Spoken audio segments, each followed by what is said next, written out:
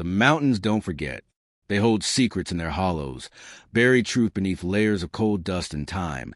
And when the wind moves through the pines at dusk, some say you can still hear the echoes of what happened in Coal Ridge during that terrible winter of 1937. This is a story about how something as small as a missing carbide lamp became the catalyst for one of the most brutal acts of vengeance in Appalachian mining history. It's about men who descended so far into darkness that they became indistinguishable from the tunnels they worked in, and about a code of honor so twisted that it justified the unthinkable. The Dalton crew didn't start as killers.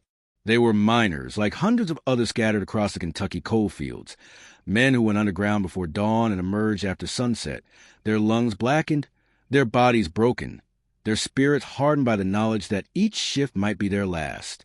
But something changed in them during the winter of 1937, something that transformed ordinary men into hunters, and a labor dispute into a massacre that would leave 11 bodies cooling in the mountain snow.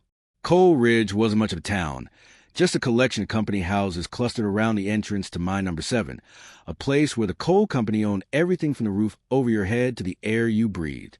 The houses were identical gray structures with sagging porches and windows that never quite kept out the cold, arranged in neat rows like grave markers, each one sheltering a family that knew poverty as intimately as they knew their own names.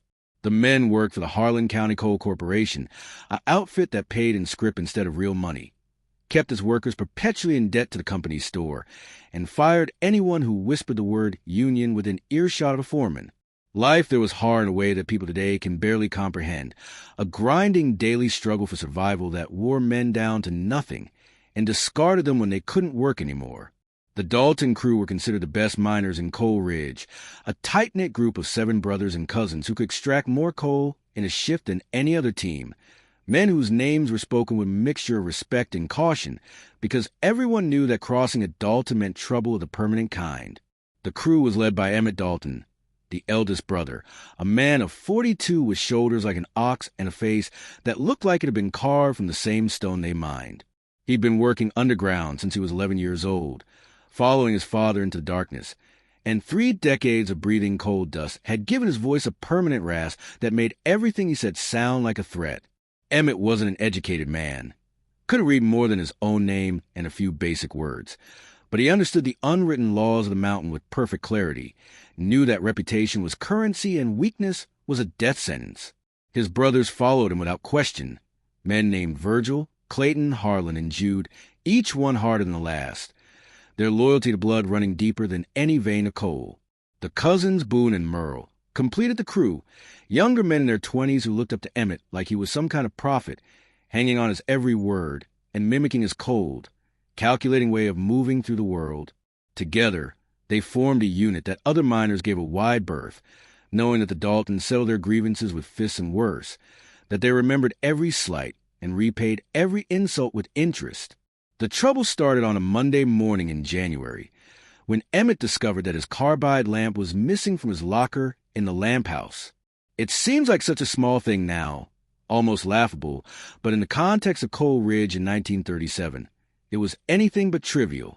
A miner's carbide lamp was his most essential tool, the difference between being able to work and sitting idle, between earning a wage and watching your family go hungry. The lamps belonged to the company, issued to each miner at the start of shift and returned at the end, tracked carefully by the lamp house keeper, who noted every lamp's number in a ledger that would be checked against the payroll. If you lost your lamp, you paid for a replacement, and the cost would be deducted from your already meager wages over the course of several months, a debt that could cripple a family's ability to afford even the basics. But beyond the money, there was something else at stake, something harder quantified but no less real in that time and place.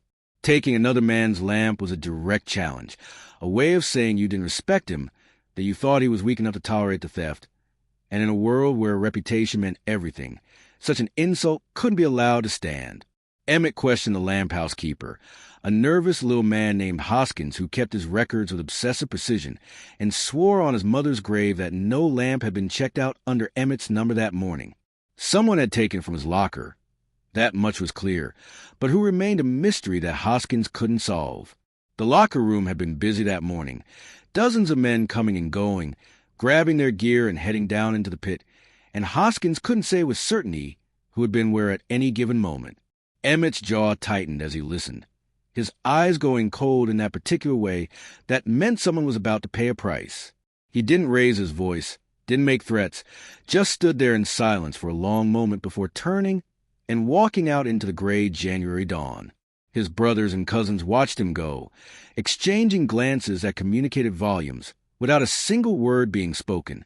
They knew that look, had seen it before when Emmett was weighing his options and deciding how to respond to an offense. Nothing good ever followed that look. By noon, word spread to the mind that Emmett Dalton was looking for the man who'd taken his lamp, and every miner who heard the news felt a chill that had nothing to do with the winter cold. Most of them kept their heads down and went about their work, hoping to avoid getting caught up in whatever was about to unfold, but a few saw an opportunity in the situation. The coal company had been trying to break the Dalton crew's dominance for months, tired of paying premium wages to men who could extract more coal, but also demanded respect and fair treatment. A group of newer miners brought in from Virginia and Tennessee had been making noise about the old-timers being too set in their ways, too quick to resist any changes that might increase productivity. These newcomers worked for less money, accepted worse conditions, and were willing to undercut the established crews in order to prove their worth to the company. Among them was a man named Luther Hayes, a tall, raw-boned fellow with a mean streak and ambitions that exceeded his abilities, who'd been heard saying that the Daltons needed to be taken down a peg or two, that it was time for new blood to take over the premium positions in mine number 7. Whether Luther actually took the lamp or simply got caught up in the paranoia that followed is something we'll never know for certain. But by Wednesday afternoon, Emmett had convinced himself that Luther and his crew were responsible. The evidence was thin, just circumstantial whispers and suspicious looks. But in Emmett's mind, the case was closed. He'd heard about Luther's comments, knew that the newcomers resented the Dalton crew's status, and that was enough to seal their fate in his thinking.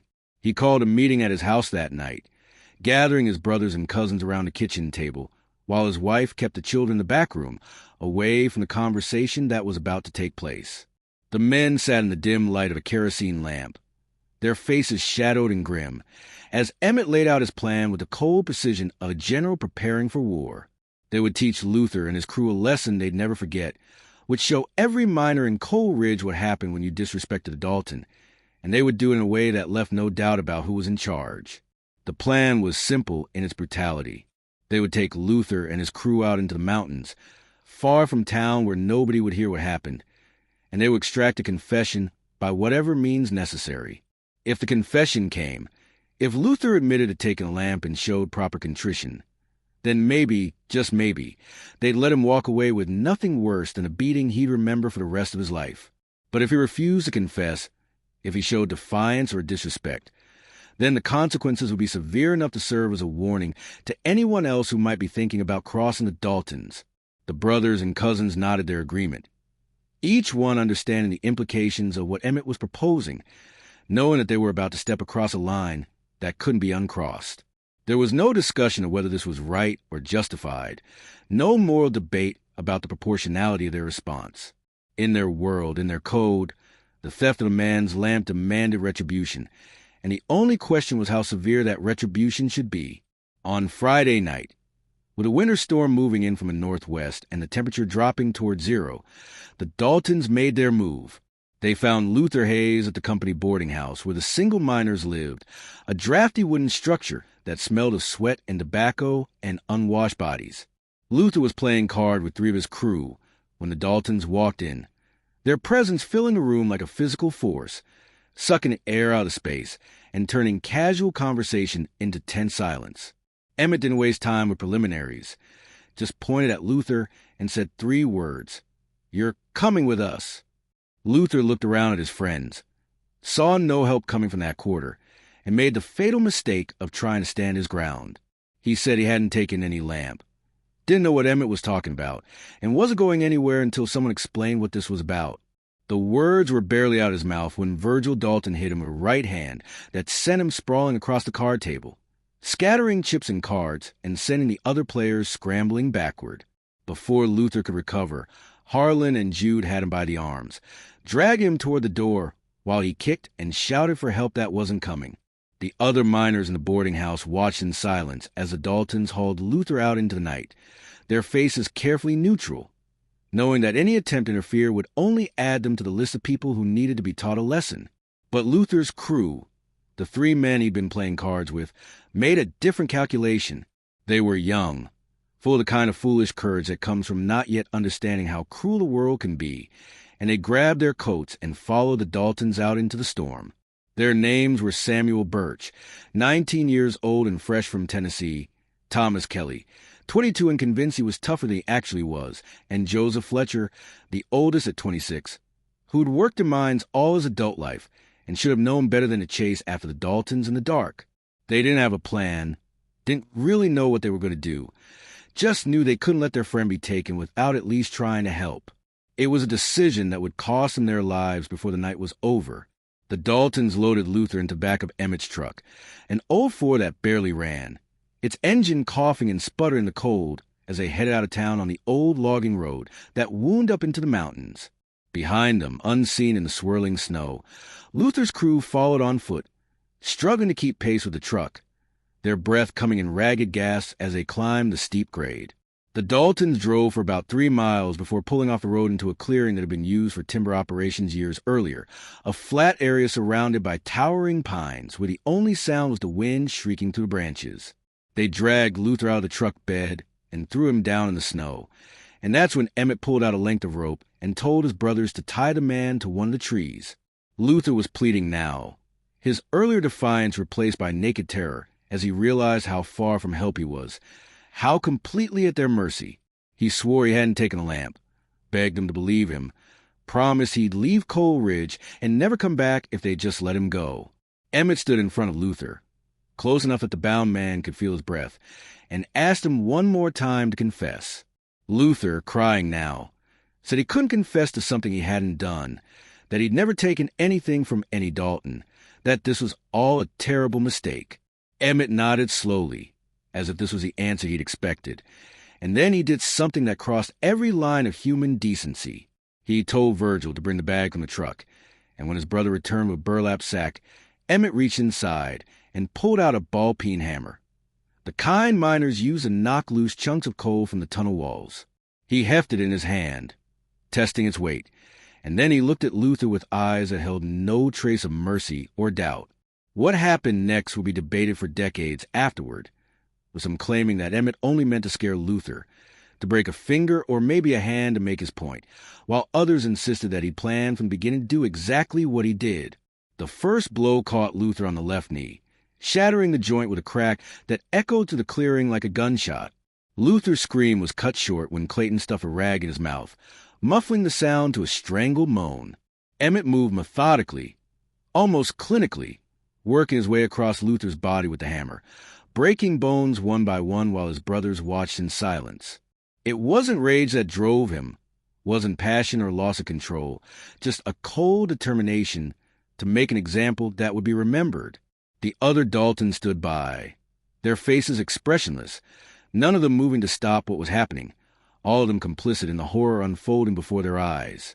And that's when Luther's crew stumbled into the clearing, exhausted from their climb, and saw their friend tied to a tree with Emmett Dalton standing over him holding a bloody hammer. What followed happened so fast that later, when people tried to reconstruct the sequence of events, they found it almost impossible to say who did what and in what order. Samuel Birch, the youngest, shouted for them to stop and took a step forward, and Jude Dalton shot him in the chest without hesitation, the rifle shot cracking through the night and dropping Samuel where he stood.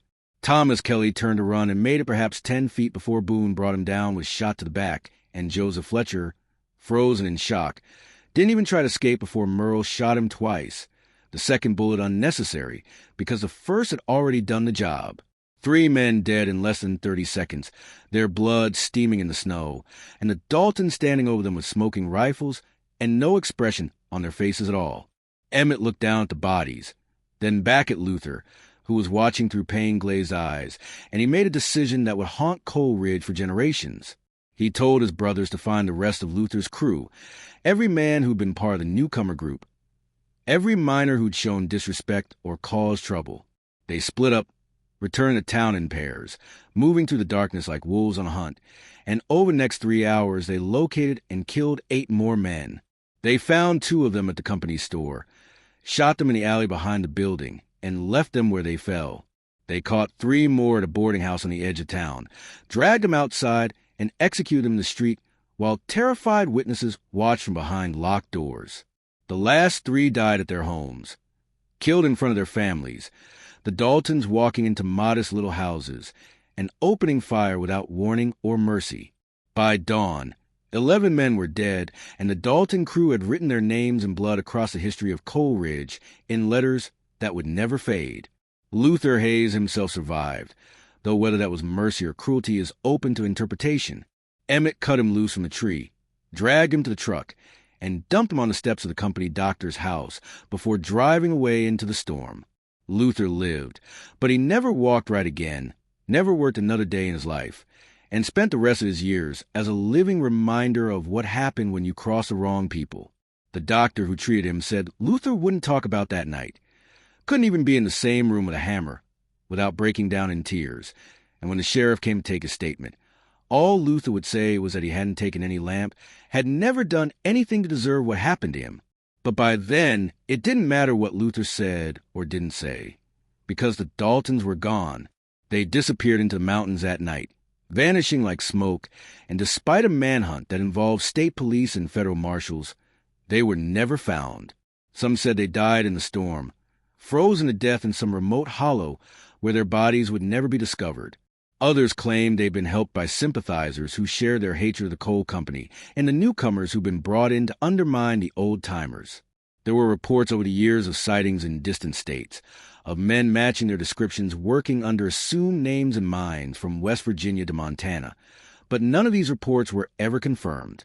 The truth is that the Dalton crew became ghosts that night, existing somewhere between history and legend, their fate unknown, their legacy written in the blood of 11 men who'd been in the wrong place at the wrong time.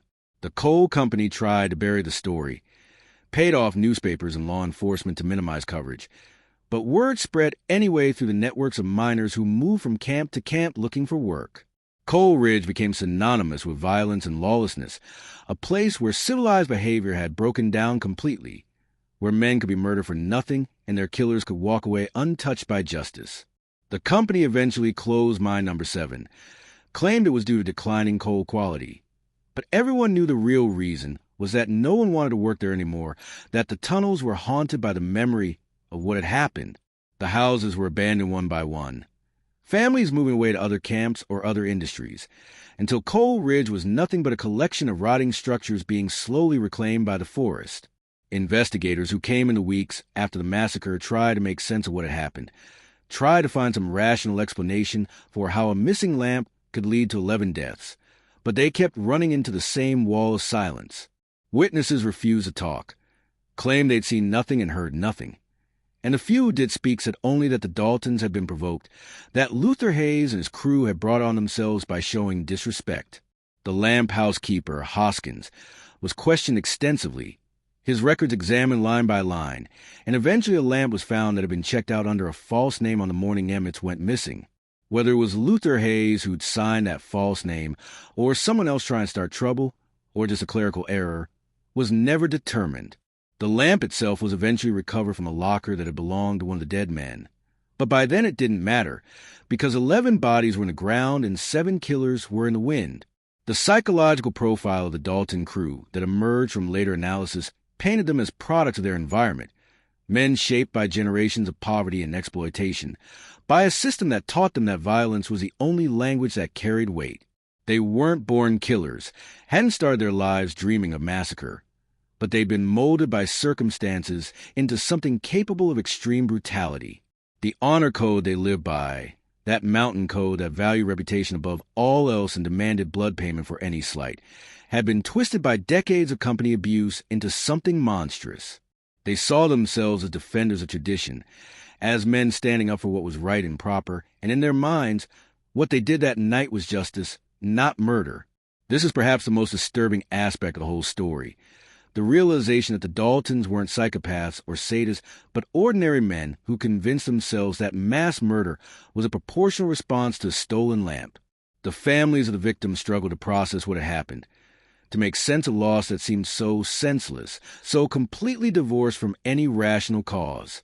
Samuel Birch's mother, back in Tennessee, received a letter from the coal company informing her that her son had died in a mine accident, a lie that spared her the knowledge that he'd been shot down like a dog in a mountain clearing.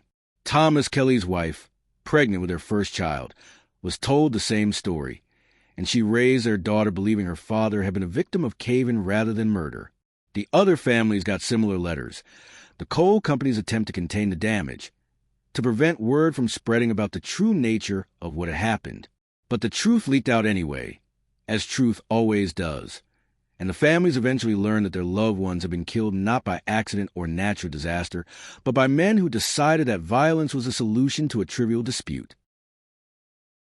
The broader mining community reacted with a mixture of horror and resignation, horrified by the scale of the violence, but resigned to the knowledge that this was just an extreme example of something that happened all the time in the coalfields. Miners killed each other over card games and women and perceived slights, settled disputes with fists and knives, and occasionally with guns. And while 11 bodies was unusually high, the underlying dynamic was nothing new. The code of honor that governed life in the camps was harsh and unforgiving, allowed for no weakness and showed no mercy. And anyone who lived in that world long enough either absorbed those values or was broken by them.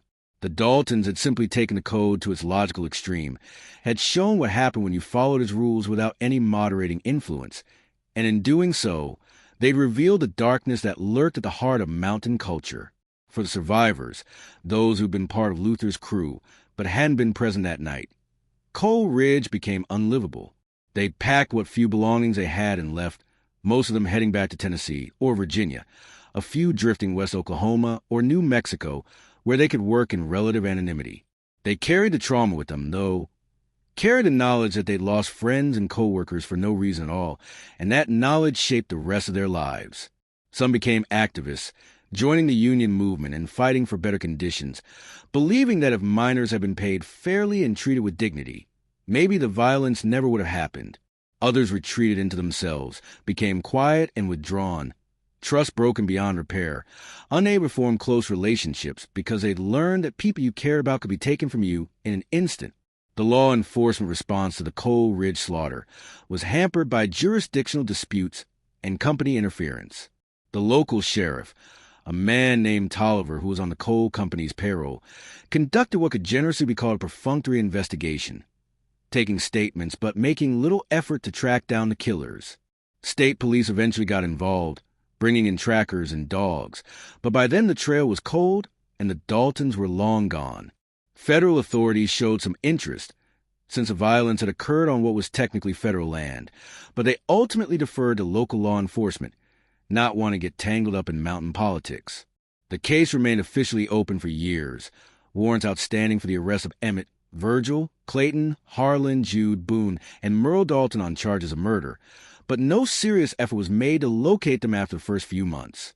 They became names on dusty files and forgotten archives, their crimes remembered but unpunished. The physical evidence of what happened that night has mostly disappeared, reclaimed by time and weather. The clearing where Luther was beaten and 3 men were shot is now indistinguishable from the surrounding forest, grown over with brush and saplings, no marker to indicate that violence occurred there. The houses where 5 men were killed in front of their families have collapsed, their foundations crumbling, only faint depressions in the ground to show where they once stood. The company store, the boarding houses, the lamp house where it all began, are all gone now, demolished or destroyed by fire, or simply abandoned and left to rot. Coal Ridge itself exists only in photographs and memories, a ghost town in the truest sense, haunted not by spirits but by history. But the story lives on, passed down through generations, told and retold with variations and embellishments, until it's hard to say what's fact and what's fiction. Some versions cast the Daltons as heroes, defenders of mountain honor, who stood up to outside agitators and company corruption. Other versions paint them as monsters, cold-blooded killers who use a missing lamp as an excuse to settle old scores and assert dominance. The truth, as always, lies somewhere in between, in the gray space where context and circumstance complicate simple judgments. The Daltons were both victims and perpetrators, shaped by a system that devalued their lives and then destroyed by their own response to that devaluation. They were men who followed a code, who believed in honor and loyalty and standing up for what they thought was right. But they were also men who killed 11 people over a piece of equipment that cost maybe $5. What makes the Coal Ridge slaughter so disturbing, so difficult to process even decades later, is precisely this ambiguity. We want our villains to be clear-cut, to be obviously evil so we can condemn them without reservation. But the Daltons don't fit that mold. They were products of their time and place, operating according to rules that made sense within their cultural context. And yet they committed acts that are indefensible by any standard. They believed they were upholding tradition, protecting their crew, maintaining order, when in reality they were descending into barbarism, crossing lines that can never be uncrossed. This is a tragedy at the heart of the story. Not just the deaths of 11 men, but the moral corruption of 7 others. The transformation of miners into murderers, of brothers into monsters. The question that haunts anyone who studies this case is whether it could have been prevented, whether there was some intervention point where different choices might have led to different outcomes. If the company had paid better wages, if miners hadn't been forced to compete for scarce work, if the culture hadn't valued honor and reputation above human life, would things have ended differently? Probably yes, though the specific details might have changed. But you can't separate the Daltons from the world that created them.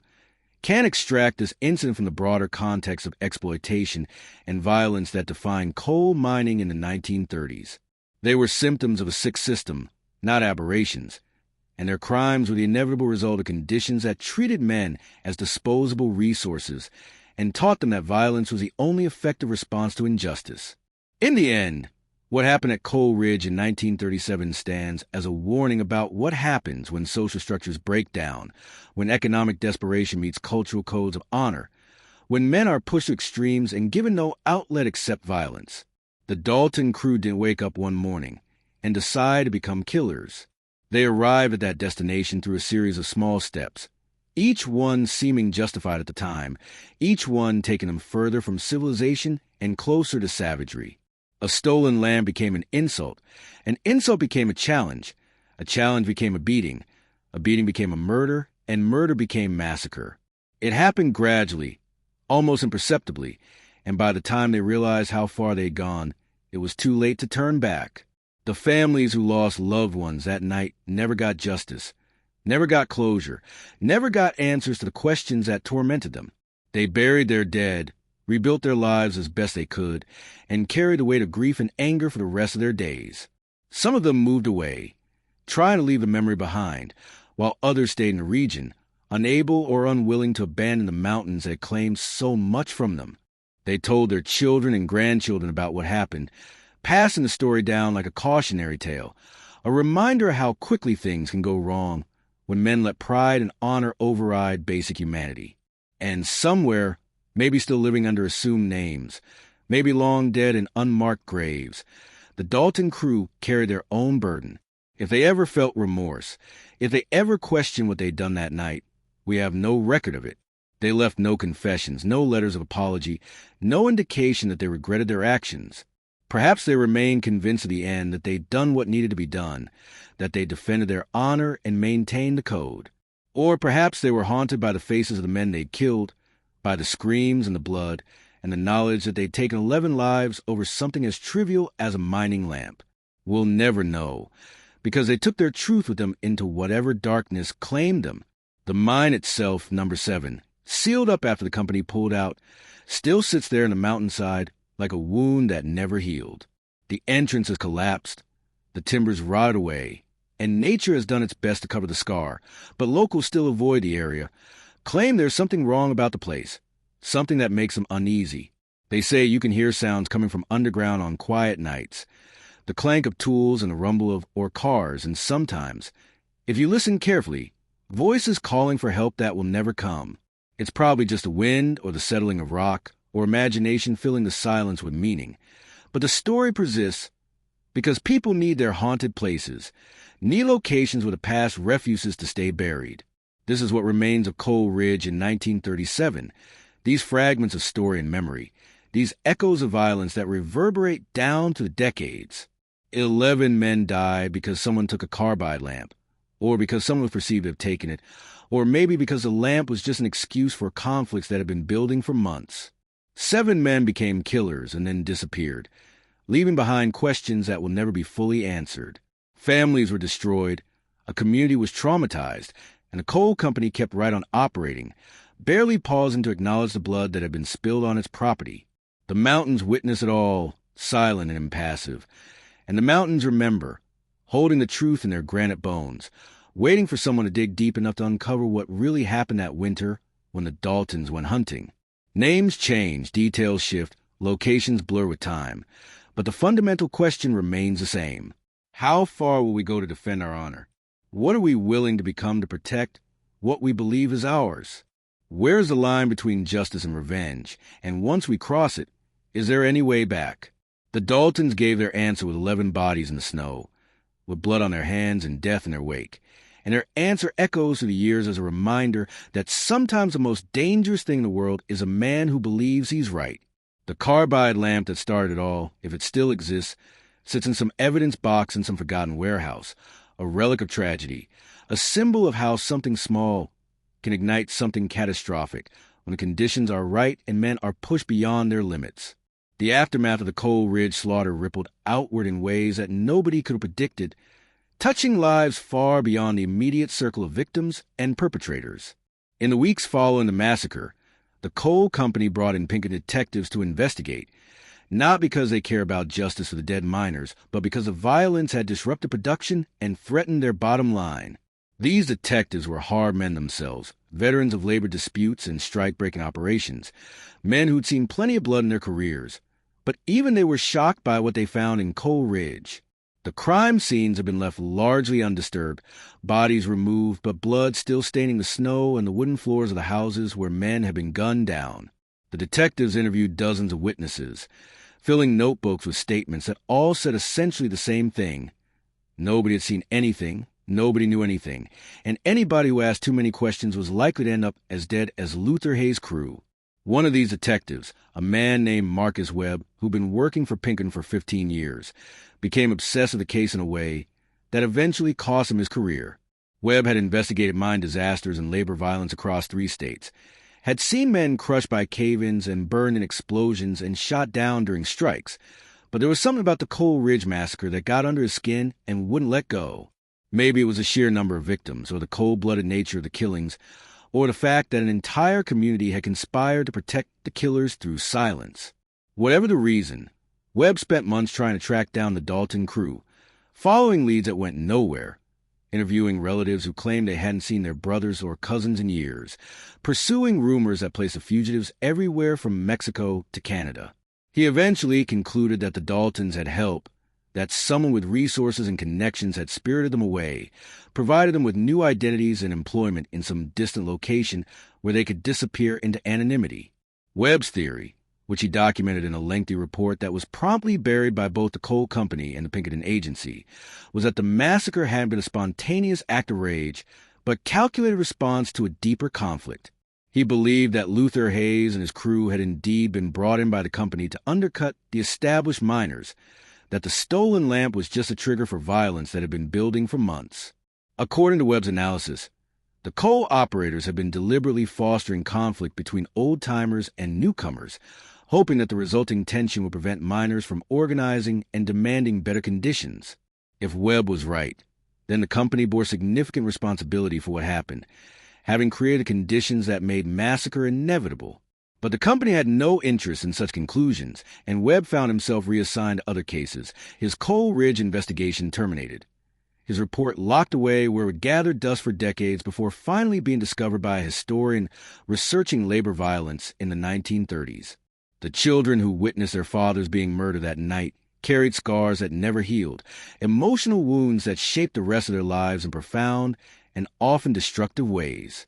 One of them, a girl named Sarah Mitchell, who was 8 years old when she saw Jude Dalton shoot her father in their kitchen, grew up haunted by nightmares and plagued by anxiety that made normal life almost impossible. She spent years in and out of institutions, diagnosed with what doctors at the time called nervous exhaustion, but what we would now recognize as severe post-traumatic stress disorder. Sarah never married, never had children of her own. spent her adult life working as a clerk in a dry goods store in Lexington, living alone in a boarding house, and speaking to almost no one about the night that destroyed her childhood. She kept a journal, hundreds of pages filled with her attempts to make sense of what she'd witnessed, to understand why men would kill for something as trivial as a lamp, to reconcile the violence she'd seen with any notion of a just or ordered world. That journal, discovered after her death in 1982, provides one of the few first-hand accounts of what the massacre did to the survivors, the children who grew up knowing that violence could erupt without warning, and that the world was far more dangerous and unpredictable than most people ever realized. Another child witness, Tommy Birch, who was Samuel Birch's younger brother and had come to Kentucky from Tennessee hoping to find work himself, returned home after the massacre and never spoke about what happened for the rest of his life. His family knew only that something terrible had occurred, that his brother was dead, and that Tommy himself seemed broken in some fundamental way. But he refused to discuss details, would leave the room if anyone mentioned Coal Ridge or the Daltons. Tommy eventually became a Baptist preacher, spending 40 years ministering to rural congregations in East Tennessee, and those who knew him said that his sermons often dealt with themes of forgiveness and redemption, with a need to break cycles of violence and revenge. He never explicitly mentioned the Coal Ridge massacre from the pulpit, but everyone who heard him preach understood that he was working through something, trying to make peace with memories that refused to leave him alone. In one of his last sermons, delivered just weeks before his death from lung cancer in 1979, Tommy talked about how violence begets violence, how one act of cruelty leads to another in an endless chain, and how the only way to break that chain is through conscious choice to refuse retaliation. It was as close as he ever came to publicly acknowledging what he'd witnessed that night in 1937. The broader impact on Harlan County and the surrounding coal regions was significant and long-lasting. The massacre confirmed everything that union organizers had been saying about the culture of violence in the coalfields, about how companies exploited workers and turned them against each other, about how poverty and desperation created conditions where brutal conflict became inevitable. Union membership surged in the years following Coal Ridge, with miners joining the United Mine Workers in unprecedented numbers, partly out of genuine belief in collective bargaining, but also out of fear that without organization, they would remain vulnerable to the kind of violence that had claimed 11 lives over a stolen lamp. The coal operators fought back with their own violence, hiring guards and strikebreakers, and the late 1930s saw some of the bloodiest labor conflicts in American history play out in the mountains of Kentucky and West Virginia. The Dalton massacre became a rallying cry for both sides, with unions pointing to it as proof that the system was broken, and operators claiming it showed that miners were lawless savages who needed strict control. The legal system's failure to bring anyone to justice for the Coal Ridge massacre contributed to a broader crisis of legitimacy in Appalachian law enforcement. People who had never fully trusted the sheriff or the courts became even more cynical, believing that justice was available only to those who could afford it or who had connections to power. This cynicism fed into the culture of vigilante justice that had always existed in the mountains, the belief that if the law wouldn't protect you, you had to protect yourself. And that belief led to more violence, more feuds, more killings that went unpunished because witnesses refused to cooperate and juries refused to convict. The cycle was vicious and self-perpetuating, each failure of official justice reinforcing the belief that unofficial justice was the only kind that mattered, and the Dalton case became a perfect example of why mountain people couldn't rely on outside authorities to solve their problems. Among the mining community itself, opinions about the Daltons remained divided for generations. Some saw them as heroes who'd stood up to company interference and outside agitators, men who defended the old ways and the mountain code against forces that wanted to destroy both. These sympathizers believed that Luther Hayes and his crew had gotten what they deserved, that they'd shown disrespect and paid the price, and that the Daltons had done what any real men would do in their situation. This view was particularly common among older miners who remembered the days before the company towns, when men settled their own disputes and didn't go running to authorities for help. They saw the massacre not as murder, but as rough justice, the kind of justice that had been practiced in the mountains for centuries, and they believed that the Daltons deserved sanctuary rather than punishment. But others, particularly younger miners and those who'd been influenced by union organizing, saw the Daltons as monsters who'd given all coal miners a bad name, who confirmed every negative stereotype about mountain violence and lawlessness. They believed that the massacre had set back the cause of labor organization by years, had given companies ammunition to use against unionization efforts, had made it easier to paint all miners as dangerous primitives who couldn't be trusted with basic rights.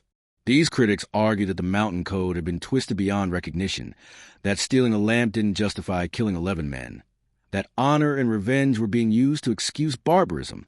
They wanted the Daltons caught and punished, wanted justice not just for the victims, but for all the miners who'd been tarred by association with the killers. This division within the mining community created tensions that lasted for decades, with families taking sides and feuds developing between those who defended the Daltons and those who condemned them.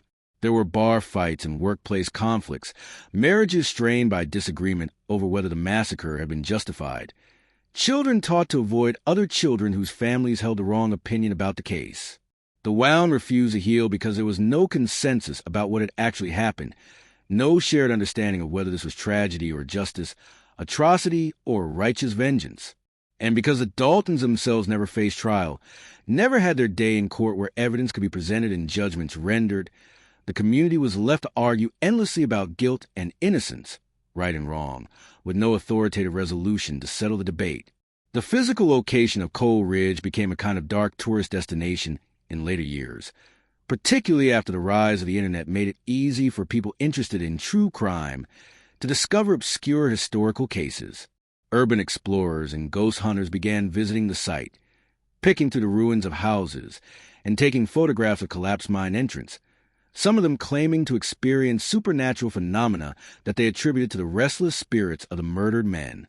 Local authorities tried to discourage these visits, posting no trespassing signs and occasionally arresting people for illegal entry, but the site's remote location made enforcement difficult.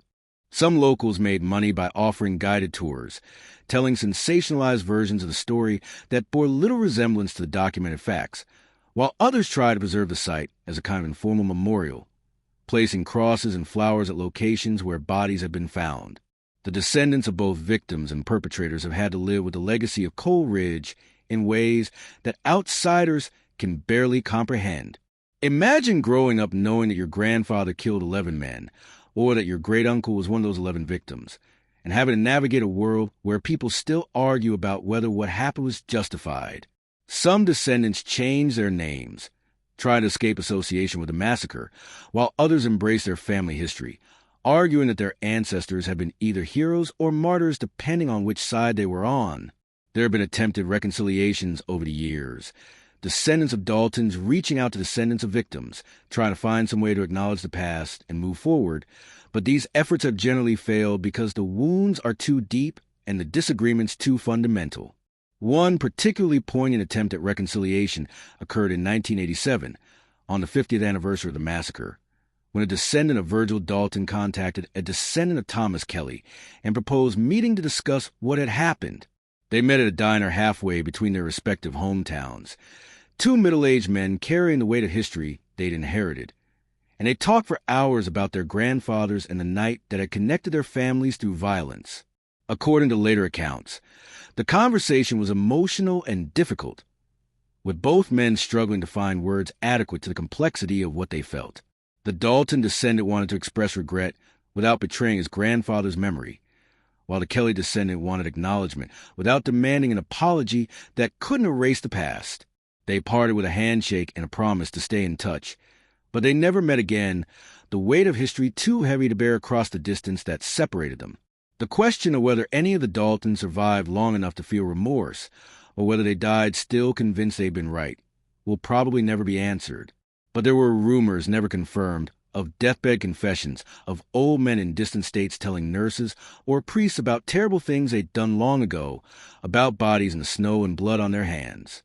One such rumor, investigated but never verified by a journalist in the 1970s, concerned an elderly man in a Montana nursing home who supposedly told staff members that he'd once been a Kentucky coal miner who'd killed men over a lamp. The man died before anyone could follow up on the story, and his identity remains unknown. But the rumor persists as evidence that maybe, just maybe, one of the Daltons survived long enough to understand what he'd done and to seek some kind of peace before the end. The Coal Ridge Massacre also had implications for how Appalachian culture was perceived by the outside world. Urban newspapers and magazines picked up the story in the months after the killings, and their coverage reinforced every negative stereotype about mountain people being violent, backward, and primitive. Headlines screamed about feuds and moonshine wars, about codes of honor that justified murder, about a region where civilization had barely penetrated and where men still settled disputes like medieval warriors. This coverage did real damage to Appalachia's reputation, making it harder for mountain people to be taken seriously, to be seen as anything other than dangerous hillbillies who live by different rules.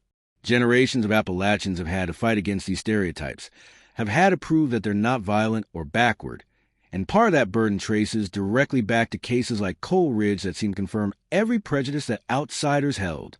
But what the outside coverage missed, what urban journalists couldn't understand, was the economic context that made such violence possible. The coal companies had created a system that treated human beings as disposable resources, that paid starvation wages and maintained control through debt peonage, that set worker against worker to prevent organization and collective bargaining. The violence that erupted at Coal Ridge wasn't some primitive mountain tradition asserting itself against modernity. It was a predictable result of exploitation and desperation, of men pushed to extremes by a system that gave them no legitimate outlet for grievances. The Daltons were responsible for their actions, but they didn't create the conditions that made those actions seem reasonable to them. They were product of a system that valued coal over human life, profit over justice, and order over fairness. Understanding this context doesn't excuse what the Daltons did, doesn't make their victims any less dead, or their crime any less horrific. But it does complicate the simple narrative of good versus evil that most people prefer. The massacre at Coal Ridge was an atrocity, but it was an atrocity with roots in economic injustice and social inequality, in a system that treated men as expendable and then expressed shock when those men internalized that lesson and began treating each other the same way. The coal operators who created that system, who profited from the suffering of miners and their families, bore responsibility for what happened even if they never pulled a trigger or swung a hammer. They built the cage, and when desperate men inside that cage turned on each other, the operators expressed horror and called for law and order, never acknowledging their own complicity in creating the conditions for violence. The 11 men who died at Coal Ridge were not saints, were not perfect victims whose deaths can be used to make simple moral points. They were workers trying to survive in a brutal industry, some of them probably as capable of violence as the Daltons themselves if circumstances had been different. Luther Hayes, according to some accounts, had a reputation for being quick with his fists and slow to back down from confrontation. Samuel Birch was young and impulsive, prone to taking risks that more cautious men would have avoided. Thomas Kelly had gambling debts and a drinking problem, and Joseph Fletcher had been fired from previous mining jobs for fighting with supervisors. These details don't justify their murders, but they do paint a more complex picture than the simple story of innocent victims gunned down by evil killers. Everyone involved in the Coal Ridge tragedy was human, which means everyone was flawed, everyone was shaped by their circumstances, and everyone made choices that seemed reasonable at the time but led to disaster. The Dalton crew themselves, before that night in January 1937, were considered good workers and family men by most accounts. Emmett was known to help neighbors with repairs, and to share game, he'd hunted with families who were struggling. Virgil coached a youth baseball team and was popular with kids in the community. Clayton sang in the church choir, and Harlan was respected for his skill at fixing machinery that other mechanics had given up on. These weren't cartoon villains, weren't monsters from birth, but ordinary men who crossed a line and kept going until they were so far over that line they could never return. This is perhaps the most disturbing aspect of the whole story, the realization that the capacity for such violence exists in ordinary people, that the difference between a good neighbor and a killer can be nothing more than circumstance and choice. Until next time, remember that monsters are not born in darkness. They are made there, shaped by circumstance and choice, by codes of honor that value pride over life, by systems that teach men that violence is strength and mercy is weakness. The Daltons were miners who became murderers, brothers who became killers, and the line between those two things, between who they were and what they became, was crossed one cold step at a time over a piece of equipment worth less than a day's wages. That line is still there, still waiting, still easy to cross and impossible to return from, and every one of us walks near it every day without realizing how close we are to the edge. The mountains don't forget, and neither should we.